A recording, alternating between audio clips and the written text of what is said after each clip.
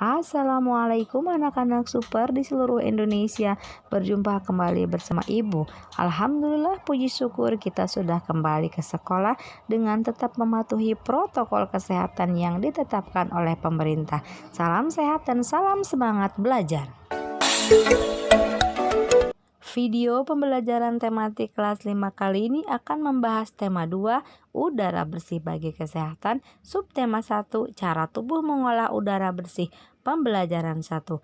Anak-anak Bu Guru jangan lupa klik tombol subscribe, like, dan bunyikan loncengnya agar anak-anak Bu Guru tidak tertinggal video pembelajaran terbaru.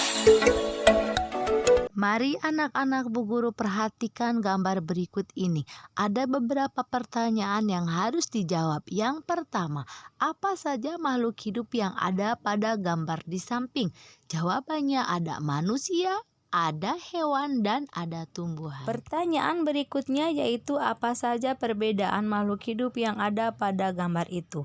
Jawabannya, manusia berakal, sedangkan hewan dan tumbuhan tidak berakal.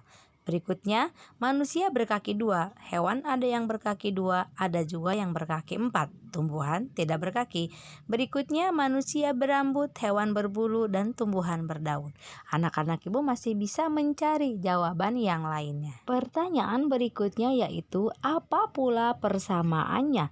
Jawabannya, ketiga makhluk hidup tersebut bernapas, bergerak, tumbuh, dan berkembang biak. Pertanyaan berikutnya yaitu apakah semua makhluk hidup itu membutuhkan oksigen?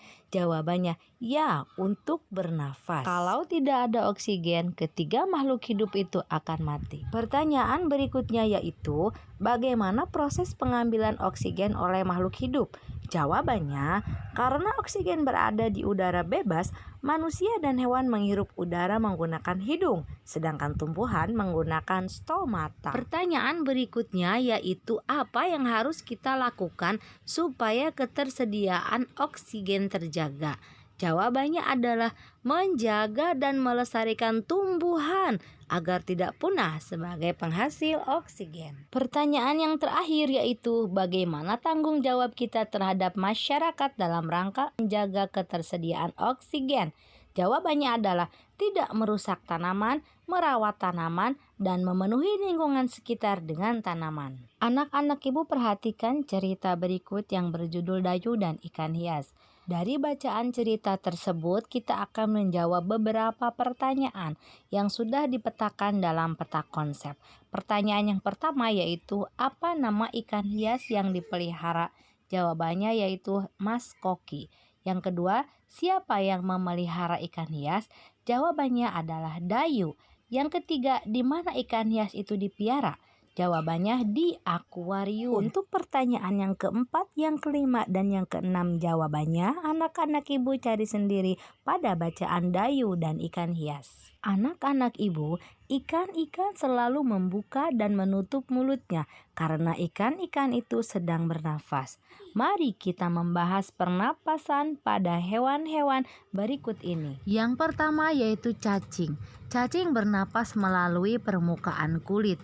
Kulit cacing selalu basah dan berlendir untuk memudahkan penyerapan oksigen dari udara. Saat udara masuk melalui kulit, oksigen diikat oleh darah yang mengandung hemoglobin, lalu diedarkan ke seluruh tubuh. Zat sisa pembakaran berupa karbon dioksida dan uap air dikeluarkan dari tubuh juga melalui permukaan kulit. Hewan berikutnya adalah serangga. Alat pernapasan serangga berupa trakea, yaitu sistem tabung yang memiliki banyak percabangan di dalam tubuh. Percabangan trakea disebut trakeola. Udara memasuki trakea melalui pori-pori kecil di permukaan tubuh serangga yang disebut spirakel. Selanjutnya udara beredar melalui pembuluh udara kecil. Sel-sel tubuh mengambil oksigen langsung dari pembuluh udara kecil itu. Karbon dioksida dari sel akan mengalir ke trakeola lalu dibuang melalui lubang spirakel. Hewan berikutnya yaitu ikan. Ikan bernapas dengan organ khusus mirip saringan yang disebut insang. Insang berbentuk lembaran tipis berwarna merah muda dan selalu lembab. Ketika tutup insang menutup, secara bersamaan mulut terbuka dan dinding mulut mengembang. Saat itulah air terisap masuk. Ketika mulut menutup, secara bersamaan tutup insang terbuka. Akibatnya air keluar dari mulut dan melewati insang. Saat itulah oksigen dari dalam air terserap dan karbon dioksida dikeluarkan. Hewan berikutnya adalah katak. Katak termasuk hewan amfibi, yaitu hewan yang hidup di darat dan di air. Saat masih berupa kecebong, katak hidup di dalam air dan bernapas menggunakan insang yang terletak di luar tubuhnya. Setelah berumur 9 hari, kecebong bernapas menggunakan insang dalam. Lalu menjadi katak dewasa, bernapas menggunakan paru-paru dan permukaan kulit. Hewan yang berikutnya adalah hewan reptil. Hewan yang termasuk jenis reptil diantaranya ialah ular, kadal, cicak, buaya, dan biawak. Reptil bernapas menggunakan paru-paru. Udara masuk melalui hidung lalu ke batang tenggorokan lalu ke paru-paru. Pada reptil yang sering berkubang di air seperti buaya, lubang hidungnya dapat ditutup selama menyelam. Dengan begitu air tidak akan masuk ke dalam paru-paru. Hewan berikutnya adalah burung. Burung bernapas dengan sepasang paru-paru. Paru-paru burung terletak di dalam rongga dada. Udara yang mengandung oksigen masuk melalui lubang hidung pada pangkal paruh sebelah atas ke pembuluh udara yang disebut trakea. Dari trakea, udara sebagian masuk ke paru-paru dan sebagian lagi masuk ke kantong udara. Kantong udara burung berfungsi sebagai tempat menyimpan udara. Saat tidak terbang, burung menghirup udara sebanyak-banyaknya kemudian disimpan dalam kantong udara. Saat terbang, burung tidak menghirup udara, melainkan mengambil dari kantong udara. Hewan berikutnya adalah mamalia. Mamalia adalah jenis hewan yang menyusui anaknya. Ada 2 jenis mamalia, yaitu mamalia darat dan mamalia air. Alat pernapasan mamalia darat terdiri atas hidung, pangkal tenggorok, batang tenggorok, dan paru-paru. Sedangkan pada mamalia air hidungnya dilengkapi dengan katup.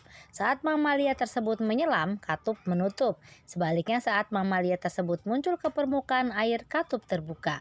Saat itulah mamalia air tersebut akan menghirup oksigen serta mengeluarkan karbon dioksida dan uap air. Anak-anak ibu, untuk lebih memahami materi tentang pernapasan pada hewan, anak-anak ibu bisa membentuk 7 kelompok dalam satu kelas.